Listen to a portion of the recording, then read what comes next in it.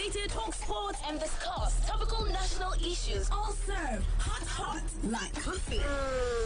Yummy. This is gonna be the best day of my life. Eagles Morning Rise with Iheanacho Prince. 6 a.m. to 10 a.m. Every weekday on your number one radio experience. You can count on Eagles 102.3 FM.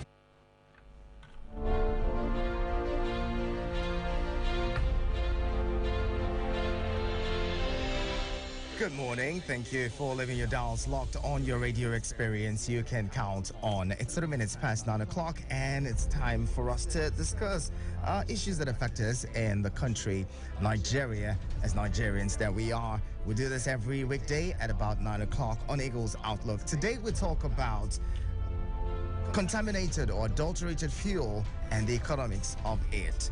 We're talking this morning with Mr. Kalu Aja, who is a financial planner, joining us via phone. You can be a part of the conversation. Feel free to dial in at any point, call in with your 2 cents. Call 090-7353-0044 and 090-8766-8888. You can send us a message on 090-9705-4450. My name is Iheanacho Prince, and I say welcome to Eagles Outlook. Before we get into the conversation full swing, let's quickly check out trending news stories.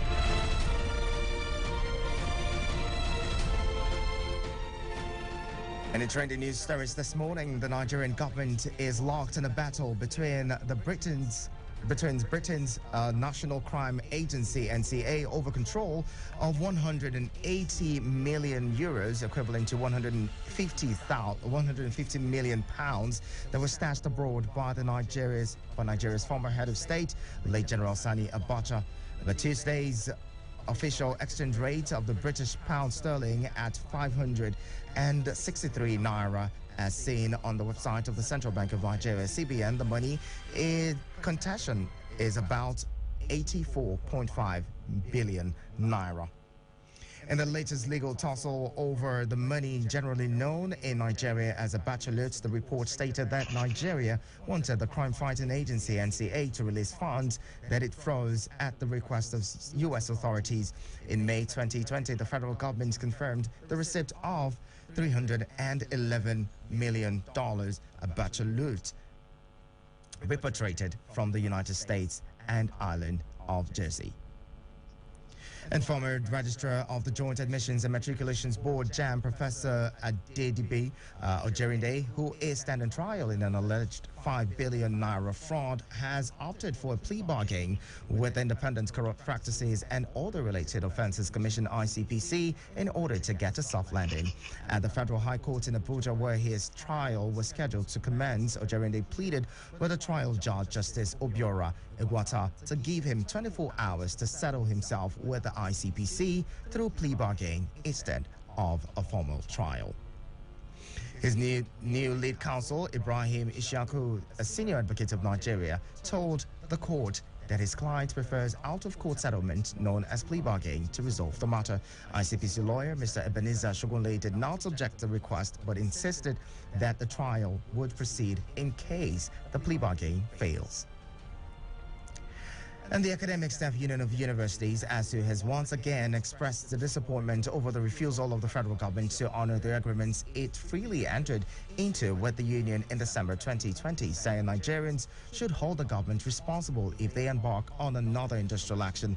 The Lagos State Zonal Coordinator of the union, Professor Adelaja Odukoya, who briefed journalists yesterday, called on the federal government to go through the document of the agreement signed with the union, saying failure to do so may force ASU to embark on another strike. The agreement, according to the union, included the implementation of the renegotiated 2009 ASU federal government agreement, approval of the deployment of UTAS as a payment platform, as well as funding of state universities yet to get the desired attention from owner, government, and visitors to those universities.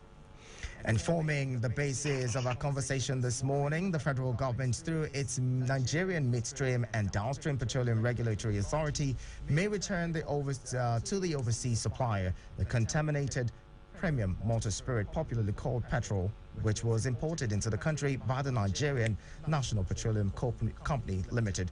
Oil marketers estimated that about 100 million liters of contaminated petrol were imported into Nigeria and had been recalled by the Pipeline's Product Marketing Company, a subsidiary of the NNPC.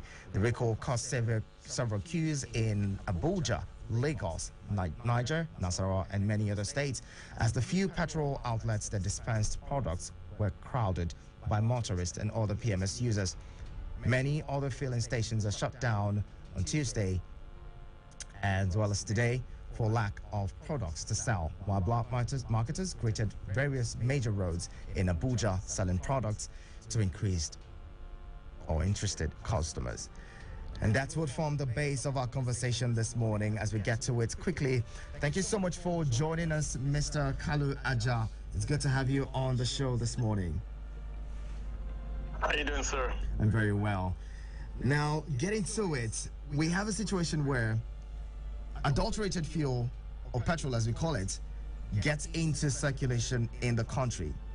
Many people are saying, well, we haven't seen heads rolling. Some people are saying, how did this even happen? It meant that somebody wasn't doing their job and that person should have been held responsible.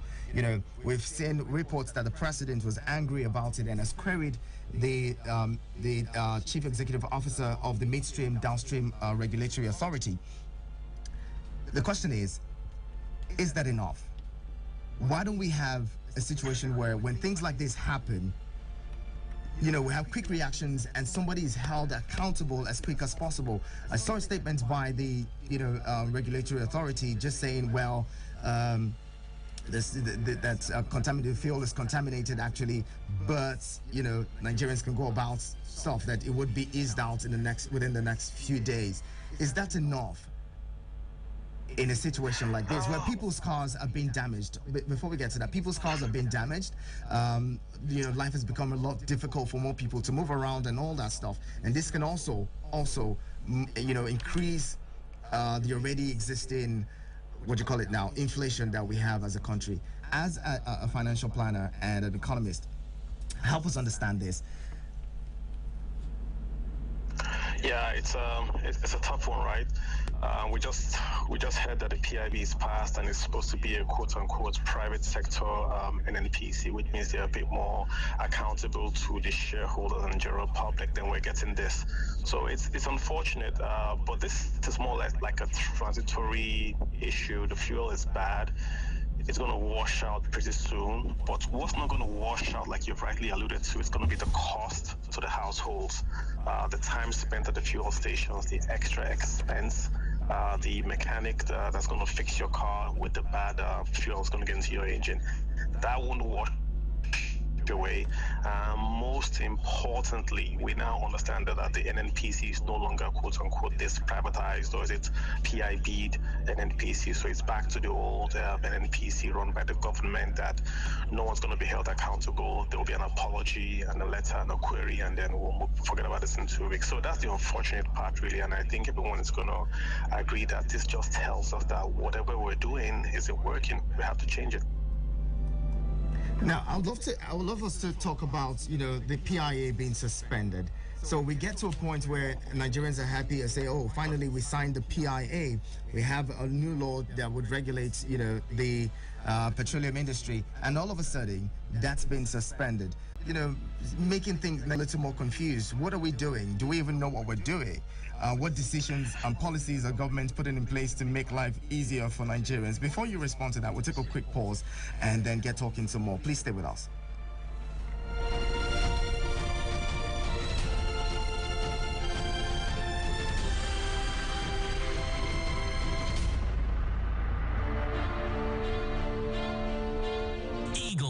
unique thing about this program is the swift and powerful move of God's Spirit that will bring about salvation. Date, Saturday, 19th February 2022. Time is 4 p.m. Venue, National Stadium, Indoor Sports Hall, Package B, Abuja.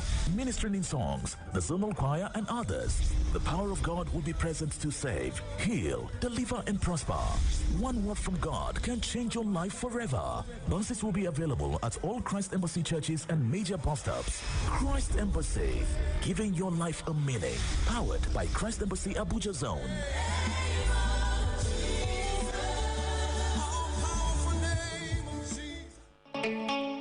Has anyone told you you can talk about your business on radio for just 15,000 naira? Get a chance to talk your business for 25 minutes on The Entrepreneur. Mondays to Thursdays, 3 p.m. on Eagles 102.3 FM, Abuja. For more inquiries, call 090-9984-4433. 090-9984-4433. The Entrepreneur. Talk your business for just 15,000 naira. This promo runs from February 1st to April 30th. Hurry now. Eagles Morning Rise. Eagles Morning Rise with Iheanacho Prince. You're on to Eagles Outlook on your radio experience. You can count on. We've been talking about the adulterated fuel in circulation and the economics of it. We're talking with Mr. Kalu Aja, who is a financial planner, joining us this morning. You can be a part of it. All your concerns, bring them on. Let's talk about them. 090-7353-0044 and 090-8766-8888. Send us a message on 090-9705-4450. Now, Mr. Aja, let's talk about that. The PIA being suspended, subsidy removal also being suspended. As a person who is very concerned with the economics of Nigeria, what do you think would be the long-term effects of these suspensions? Well, it's in one word, it's bad. You know, short term, medium term, long term, it's bad. Let's break it down in the economics and in the politics side of it. Let's first do the economics. PIB was passed, which meant that the NNPC was supposed to be a private company, and the market was going to be deregulated and opened up to importers and all that. That would then mean that the subsidies will be pulled back a bit because the market will now be reflective of demand and supply. So when PIB has been suspended, that means that the subsidy is back on. So NNP is going to import PMS and pay the difference by charging back all the cost of the revenue fund. So invariably, Nigerians are going to pay for quote-unquote cheap fuel. NNPC has supplied a bill of 2 trillion. That's going to cost, estimate, to import and give us petrol at that subsidized price for 2020. The price will change if crude oil prices go higher. So on an economic note, we're going to have an extra $2 trillion naira bill. That means that's 2 trillion naira we're not going to spend on schools or education or roads. So on an economic basis, that's a tax hike. Your taxes have just gone up by 2 trillion. On the political side, we're worried that if we cannot pass PIB with this strong president, with one ruling controls the Senate, the House, and most of the states in Nigeria, if we can pass PIB now, when are we going to pass it? So the whole hope now is on the Dangote Refinery. What if Dangote Refinery is not going to eliminate the subsidy 100%? It would remove the subsidy on imports. There's still going to be bridging, I believe, and some other costs. If we don't take it out today, I don't think it's going to go out ever. And it's just going to be that tax hike, or it's going to be that floor. There's going to be that floor for Nigerians. Some people have argued to say, have to understand that there is no subsidy per se. You are paying for the subsidy by higher taxes. How's that so? If you are paying 2 trillion, who is paying for it? In economics, the cost of something is the opportunity cost of that thing. So the cost of fuel subsidy isn't 2 trillion, it's the cost of not having schools and hospitals. That's what we're paying for. So you get cheap gas, but you have no hospitals and no roads. That's the point. that 2 trillion from NNPC would have gone to the FARC and be distributed. So let's not worry about if it's going to be spent properly for now, but it's going to be spent on imports. Subsidy is not the problem. The problem is it's imported. We're taking the money out of Nigeria. That's the problem. So, but people have argued to say, well, this subsidy, the subsidy payment is important if we have to keep the inflation figures really low, if we have to ensure that, Nigerians, if Nigerians are not going to, have to pay more for everything, including transportation, then we need to keep the subsidy regime. We need to keep paying subsidy. How do you react to that? Yeah, good point. But what causes inflation in Nigeria is actually food.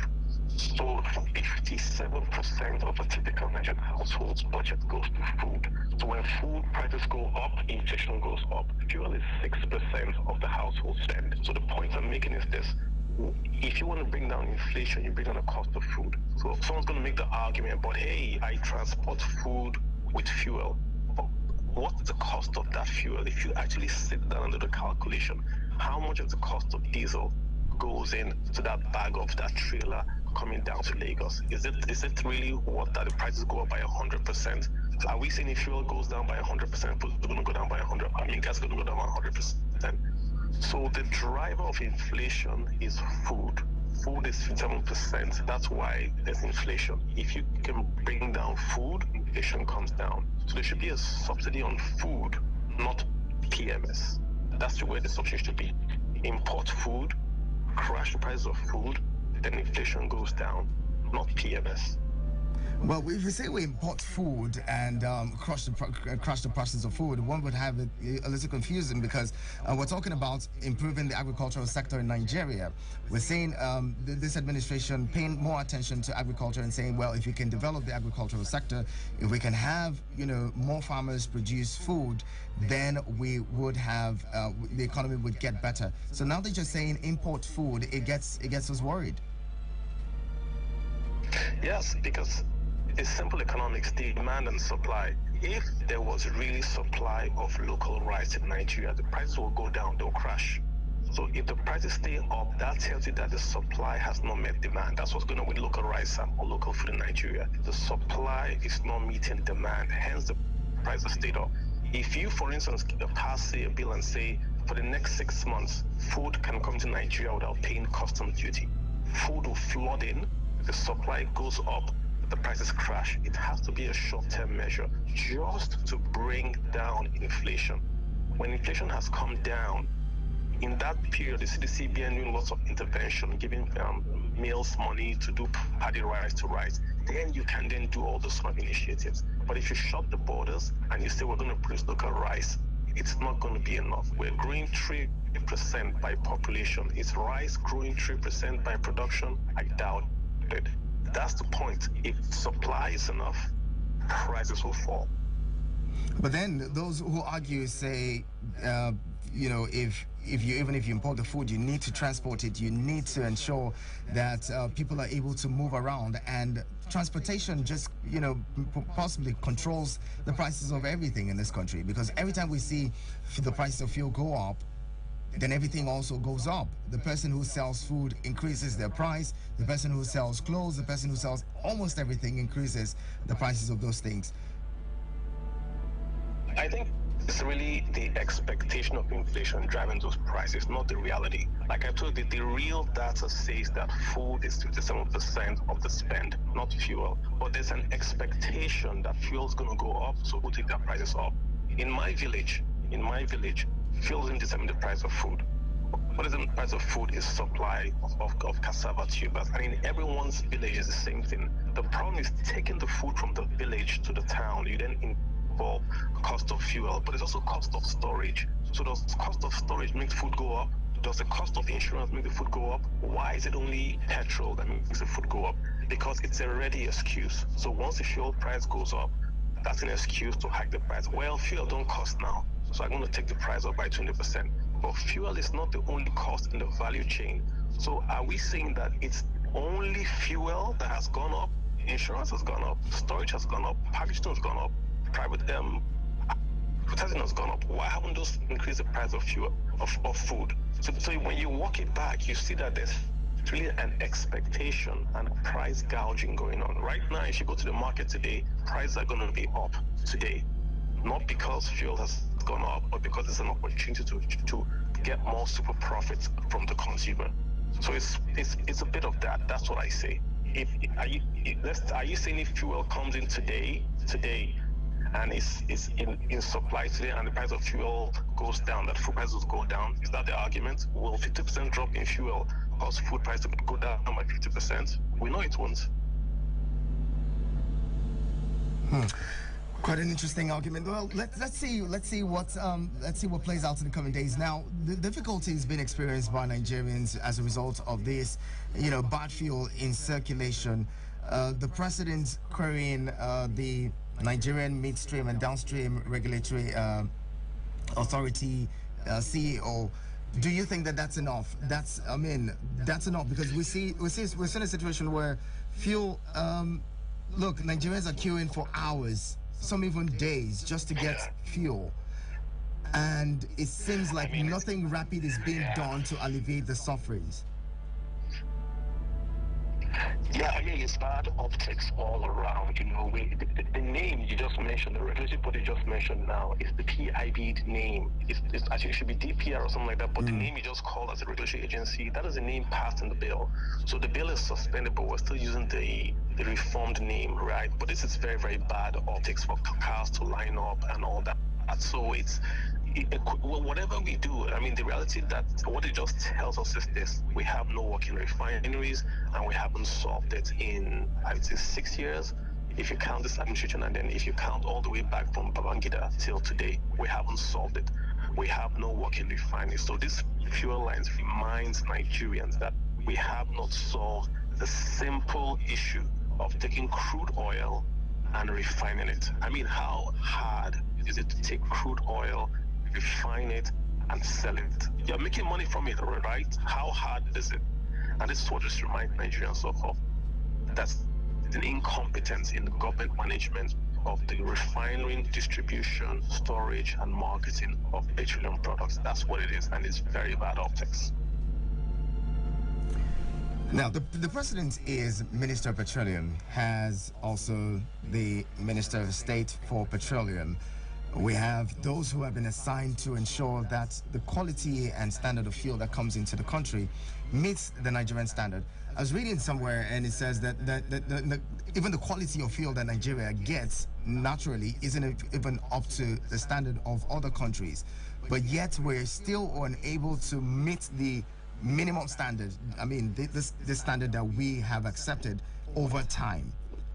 What does this say to you about, quality control in the country? That there's none, and it's not just fuel; it's everything. Are drugs safe? NAFDAC was formed because people were dying for fake drugs. So it's not just fuel, there's fake everywhere. Houses get burned because of bad cables, spare parts are fake. So it's not just fuel, that's the thing. It's everywhere. And this just, again, it tells us what we haven't done right. That's just what it tells, what we haven't done right. Why don't we have premium petrol in Nigeria and then regular petrol in Nigeria? Why don't we have those planes like we all have abroad? So if you buy a BMW to Nigeria, you're going to put the same fuel, and it might be an opportunity for Nigerians to say, okay, can we maybe have some specialized importers that would then bring in fuel at whatever price, maybe make it high premium imports and sell at a price that is not subsidized. So for the higher caliber, high-end models, you can import that expensive fuel and you can sell at whatever price that the market determines. This might be a chance. Don't let this opportunity go to waste. Past that, and let some guys bring in gas and sell. Then subsidies can remain for the lower grade imports that we're all used to. That might be something we can then turn this lemons to lemonade, I guess. But again, it just tells you the incompetence of the federal government to do something basic as take crude oil, give it to a refinery guy, and give him a specification and ask him to bring that PMS back. You receive it at the port, you distribute it. How hard is this? How hard is it? And it's so hard. Let's let you know you can be a part of the conversation. join in. Call us 090-7353-0044 and 090-8766-8888. Send us a message on 090-9705-4450. Attention! Turn your speakers up. The music is lit. Oh, yeah, take all my money, put them for your head. Guess who's in town? We are the new sound of music. Eagles 102.3. Let's spice up your day. Tune into a breath of fresh air. It's all fun and games until it gets extra and better. 102.3 Extra, weekdays 10 a.m. to 2 p.m. with Olije. Cheers to something new. Has anyone told you you can talk about your business on radio for just 15,000 naira? Get a chance to talk your business for 25 minutes on The Entrepreneur. Mondays to Thursdays, 3 p.m. on Eagles 102.3 FM, Abuja. For more inquiries, call 090-9984-4433. 090-9984-4433. The Entrepreneur. Talk your business for just 15,000 naira. This promo runs from February 1st to April 30th. Hurry now. Eagles Morning Rise. Eagles Morning Rise with Iheanacho Prince. 9:33 is the time. This is your radio experience. You can count on Eagles 102.3. We're talking this morning on Eagles Outlook, the adulterated fuel in circulation and the economics of it. Our guest is Kalu Aja, a financial planner, joining us on the program this morning. You can be a part of it. Let us know how this situation has impacted you, how it has affected you, the adulterated fuel and the queues and all of that. How has that affected you? I got a call earlier from someone who said, well, this adulterated fuel has messed up his car, and at the moment, his car is jerking. He's gone to the mechanics, changed his fuel pump, and yet the problem has persisted. In fact, he found water in his tank from the fuel that he bought at the fuel station. All of this we'll be talking about. Let us know what your thoughts are. Let us know how this has affected you as an individual. Call 090-7353-0044 and 090-8766-8888. Send us a message on 090-9705-4450. Now, Mr. Aja, let's talk about the illegal refineries that we have in Nigeria.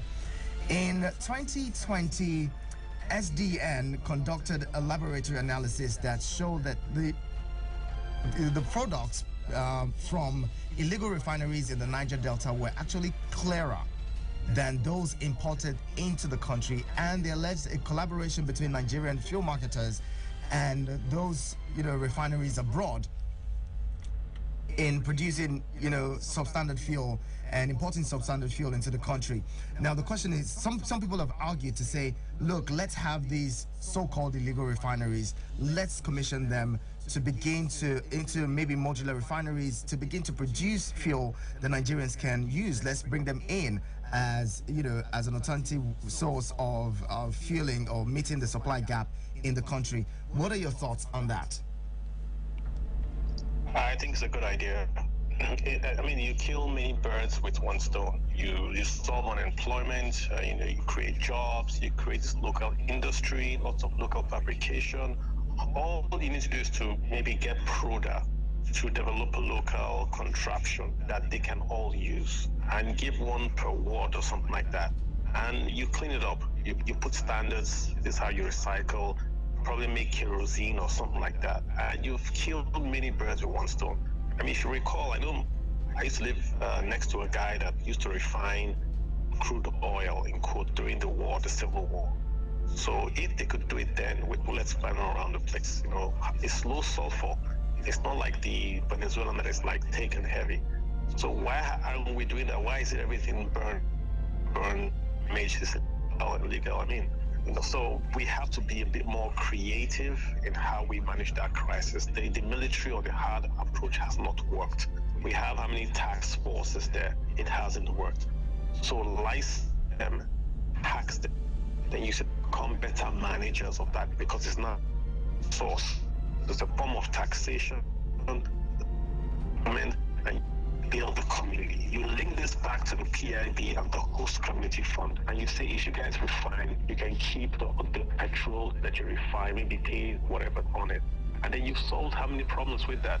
So we should have to get a bit innovative how we approach these issues. All right, talking about protecting national assets and how we can manage those. We've seen collaborations between certain people and those who are, what do I call them, those who are pilfering or stealing Nigeria's resources. Before we talk about that, let's bring in this caller. Hello, good morning. Good morning, my brother. Good morning. Iheanacho is my name. Iheanacho, we're glad you joined in. Go ahead, let's hear you. Yeah, as I say in the morning, from all the security experts, that missing with water, it came from where they call the oil field.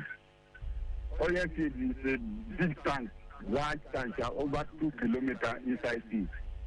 So if they bring petrol from abroad, that's where they discharge it. And then they discharge this petrol since they are waiting for increment of petrol. And then the water is coming from up into inside. And then when those people monitor this thing, they see that this is increasing. To find out how this is increasing, they are waiting for government to increase the petrol and then discharge it. And the government is to increase it now, they bring it, the water is already used with the district. So I'm appealing to the government, let them send expert to vegetate. From oil field, those people who import petrol and storage for the government to increase it. They should go and hold them successfully. They can't leave Nigeria to suffer because of all these things. And then we are talking about illegal refinery. My brother, if you go to security expert, if you get that illegal refinery, they are just molesting those boys. Those refineries, the petrol they are refining is more than what they are bringing from outside. And then their own is very nice, more than what they are bringing from outside. Can't you live there?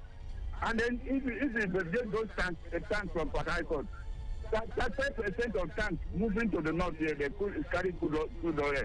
And the way they refining is in the north here. We should be sincere to ourselves. Allow those people to refine what they want to refine and supply it to Nigeria. Instead of us to go and buy costly from outside, and they started selling costly in Nigeria. They can do it in Nigeria. If the government can't do it, the government refinery can't do it. Individual can do it and supply us petrol. Thank you very much. God bless Nigeria. Thank you. Thank you, Iheanacho, for calling in. Iheanacho seems to agree that we need to do more. We need to find ways to have, even these so-called illegal refineries, license them and help them produce fuel to make the gap, or fill that gap. Now, let's talk about gas flaring for a bit. Over time, Nigerians have complained about, gas flaring. There's been policies to manage, gas flaring in the country, but yet there are still sites. In fact, it seems like it's increasing, and no one is saying anything about that. Let's talk about government seriousness to protecting the Nigerian environment. We're seeing situations in the Niger Delta where they're talking about cleanups, and then the IOCs claim to have cleaned up certain places, but yet that's not true. There's no such thing going on. Some of the places are still worse off than they were left, and these are people who we were talking about people who live in the Niger Delta region, dying of starvation. Their farmlands are devastated and all of that. Do you think government, what do you think government can do to actually show seriousness and commitment towards protecting the environment? Well, I think you have to make it a business, right? If you make the environment, if you incentivize people to take care of the environment, they will. If people feel that the environment is owned by the federal government, they won't take care of the environment. That's just it. Why should the guy in Port Harcourt care about soot and illegal refineries when the oil is going to go to quote-unquote Abuja? But if you come back, maybe this post-committee bill was passed and you implement it and you say anything that is taken from your land, you get 30%. And if you break any pipes, we deduct that from your good behavior. And that's a good way to approach this issue. That's one side of it. The other side of it is that I've always wondered why we just can't say if you can tap that gas that is being flared, you can use it and not pay anything. I would think that the government should say, listen, all over the world we have gas in Nigeria. If you can come to Nigeria and you can drill the gas and you can get the gas, take it for free. Don't pay for the gas. And then maybe we tax the business, the profit. Because we're flaring it, so we're burning it, right? So why not just attract an aluminum company that needs a lot of power to Nigeria? Use that gas for free. Then we'll employ Nigerians, and then we just use it. If you talk about cryptocurrencies, China just drove them away. We have capped gas. Why can't we invite them here and ask them to mine crypto with the gas that is being flared? I don't know. I mean, we have to get a bit innovative and work around these issues. If you're burning gas or you give it away for free, I would think giving it away for free would incentivize a company like Alcoa to come here and get the free gas. But that's just me saying. So change the mindset. The PIB, I liked it because they had that host committee bill in there that gave the communities an incentive to protect the environment. So that was pretty good. We can go further than that and say, listen, we have gas, come and take it, don't pay. If you have a company who will charge you tax for the gas, you can take it for free. Now, looking closer at the economics, for instance, Russia holds a lot of European countries to ransom on account of, gas supply. Why can't we become regional players or regional giants as regards? I mean, because from studies we've seen that Nigeria has more gas than even the petroleum, or what do you call it now, PMS, in store. Why can't we have a situation where Nigeria becomes like a major player, especially in the African or West African region, if you ask me, a major player, major supplier of gas and other petroleum products to even just the West African region and make money from it?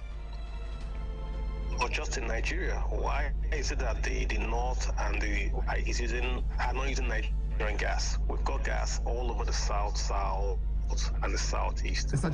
Please hold that. Let's bring in this caller. Hello, good morning. Iheanacho again. Quickly, you have less than 1 minute, please. Yes, we can't make it because they put wrong people and the wrong place. Take NNPC, how many of them they fight? In gas hearings. They are just being appointment there. Those people who have knowledge of it, they don't put it. Nigeria people, they give appointment to themselves as they like. You see something like in Russia, something like in China, they appoint a professional to manage those sectors.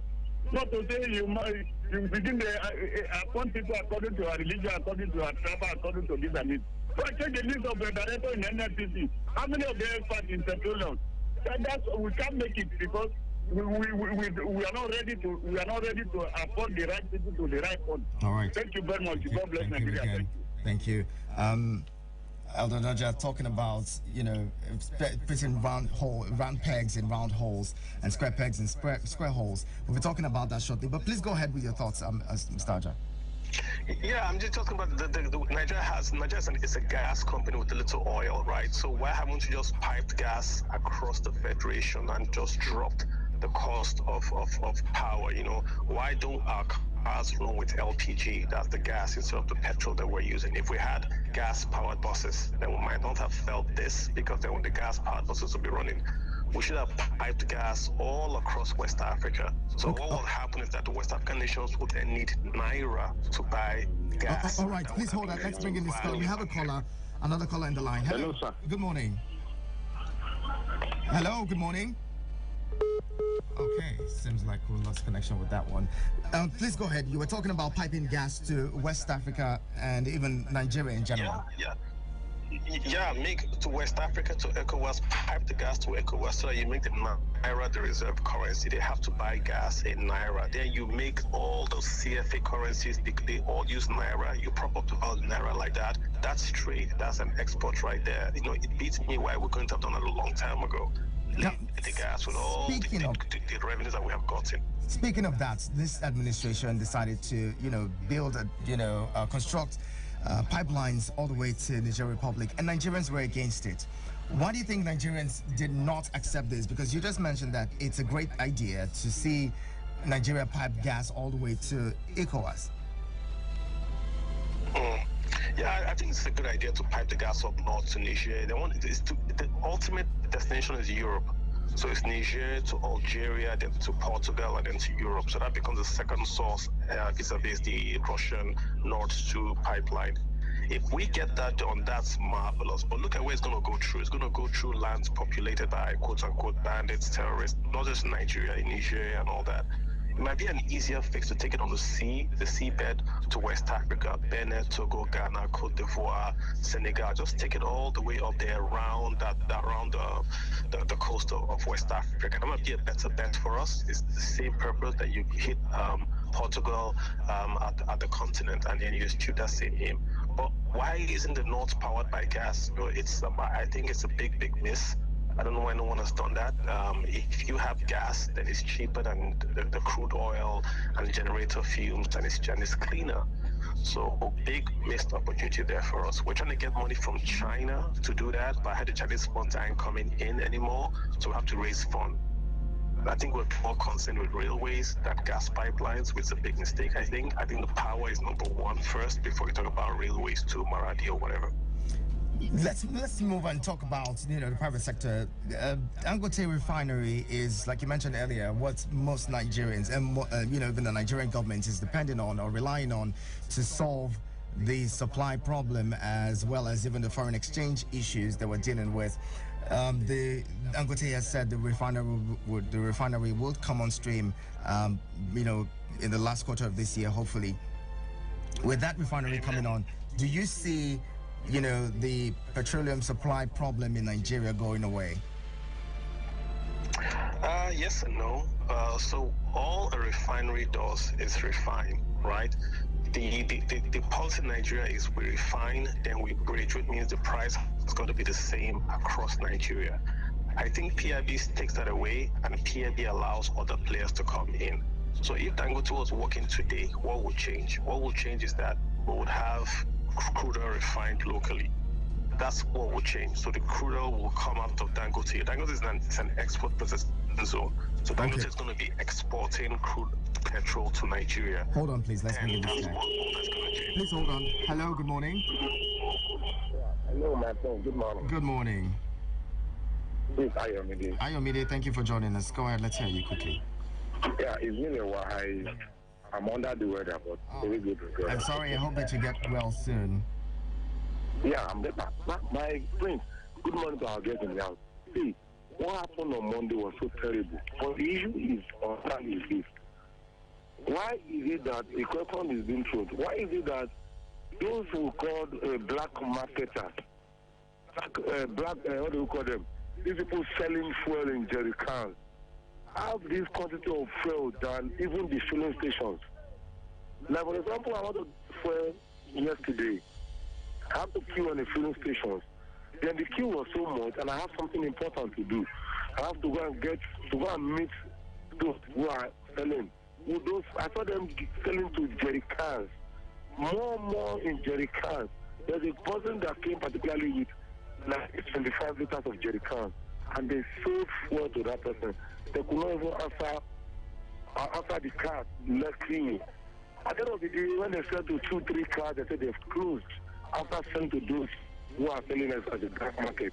And the black market has sold the fuel per liter 300 naira.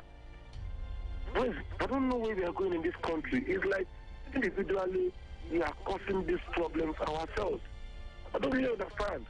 Why could you have a fuel and you hold it and expecting the government increase the fuel? At the end of the day, we start discovering that increasing of the fuel, we are not getting it wrong. We are not getting it right. I pray Nigerians to get it right, because I said we don't have we have a ruler. Let the rulers, at whatsoever they call themselves, do the right thing so that we'll be able to move in this country. All right, Ayomide. Thank you. God bless you. Thank you very much for calling, Ayomide. Please, Mr. Just some of your thoughts on that, and let's quickly touch on Ayomide's concern. Yeah, I didn't hear him too clearly. If you could repeat what he Yes, said. I mean, he's concerned about the fact that these black market people, the guys who sell fuel in jerry cans, have fuel, and when you go to the fuel stations, they sell to these guys in their jerry cans, and sometimes even neglect those who have come to fill their tanks. Yeah, it's called the free market. The jerry cans pay more, so they will get products before the guys that are going to pay less, which is the average price. It's a free, cold capitalist market. But that's what happens when the law and order breaks down, and that's what you get, really. So if there's supply, then the black market disappears. If there's no supply, you have a black market that goes to the highest bidder. Unfortunately, though, but that's just the reality of it. All right, in less than 30 seconds, what do you think we can do, those whose cars have been affected or damaged by this, what do you think they can do, to get some level of compensation? I mean, they could try. I mean, they could try and get the government to pay, but I wouldn't hold my breath. Thank you so much, Kalu Aja, for talking with us. We really appreciate your time this morning. You're welcome. Thank you so much. And this is where we have to drop it for the conversation continues. Don't let it stop. Keep talking and ensure that things are done better in the Nigerian nation. We would hope that in the coming days, the fuel queues ease off and, the problem just goes away. Let's stay with us on your radio experience. You can count on. Kalu Aja is a financial planner who has spoken with us this morning. The conversation continues on our socials at Eagles FM Abuja. Don't forget to watch us live on YouTube and Facebook at Eagles FM Abuja. Olija will be taking over on 102.3 Extra in a bit. But before then, business news. My name is Iheanacho Prince. Keep it with us on your radio experience. You can count on.